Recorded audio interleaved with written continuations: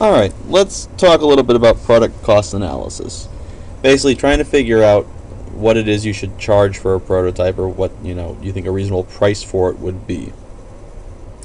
If you're doing this for a full-on business model, you'd probably want to consider a couple more factors and have a little more details, but for our intents and purposes, let's basically say that we're going to look at this in terms of the cost of the part, the cost of labor, and that's what's going to kind of go into the cost of the product for us. The cost of parts, basically what you bought. That's a relatively straightforward thing. If you bought parts for it, or if you took parts for it from someone else, you assign a numerical value to that. Not rocket science. Cost of labor is kind of related to how long it takes to assemble. Not how long it takes to design. That is kind of a sunk cost of the design process. This is trying to figure out per item what you should charge for it.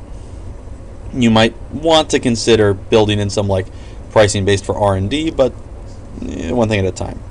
The tricky bit, though, is what happens when you are kind of making parts for it, if you're machining them. So for us, what do you do for a 3D printed part, or generally something that's machined? Something where you have kind of a mix of material and labor coming together, and where you're possibly not the person responsible for baking it, where you've kind of contracted out. So what we kind of want to do is we want to consider the cost of raw materials, the cost of machine use, and the cost of labor for a machinist, basically.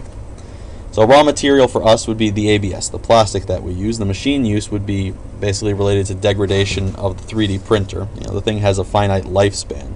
Every time you print something on it, chips an hour, chips 10 minutes, it chips 3 hours, what have you. It brings it closer to the day when it just falls apart and we all cry. Or buy a new one. Should probably be the more reasonable thing to do. Regardless. And then there's cost of labor. Somebody is running the machine. In theory, you're not going to be the person who does this. People spend a lot of time training to become good machinists. And it's usually more time efficient for you to simply say, I will pay you $100, go do this, or $1,000, or in my case, $1. In terms of the raw materials, the ABS that we're using is about $50 for 2 kilograms. The glow-in-the-dark stuff is a little more expensive. The red stuff we have in is kind of a knockoff brand. It's a little cheaper. But $50 for 2 kilos is a reasonable estimate there. From that, if you know the mass of your object, say you have a 20-gram object, and you know that it's $50 for 2 kilograms, it is a nice unit conversion problem. This should probably go into kilograms then. Hopefully you remember how to do that from every science course you've ever taken, ever. As for the cost of the machine use, the machine was $3,000, give or take.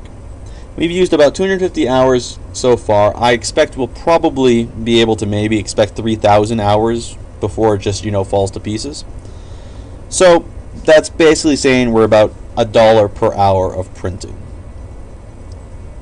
It's a reasonable estimate. Maybe you want to say it'll last 5,000. Maybe you think it won't last that long, but I think that that's a reasonable estimate at least, and it comes out to a nice round number, which is great. And then in theory you should include some cost of labor, but quite frankly the 3D printer is very easy to operate once you've got it running, so it's like minutes of attention, and quite frankly it'd be depressing to consider what that actually means financially for my hourly wage. But with that, you can try to get some idea for the 3D printed parts that you've put together, take what it costs to that. So now when you're thinking about this and you're looking at it in terms of what you bought, maybe you need to consider other materials in a future prototype. Maybe you look for cheaper materials to bring the cost down. Maybe you have to go to stronger materials, more expensive materials, in order for it to actually meet specifications. That's kind of something to consider going into future work and is worth talking about a little bit. In terms of how long it takes to assemble, that's how you spell assemble, maybe you remove steps. Maybe you make assembly simpler. Maybe assembly simpler. I can spell English words.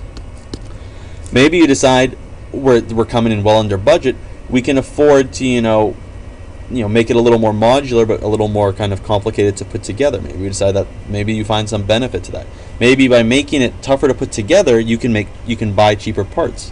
You can kind of think and play with some of these a little bit in order to drive the overall cost down, or drive it to some place that you're happy with. Anyway, some analysis like this is expected in the competition, so hopefully this helps give you kind of some framework to look at as you do some work. Good luck!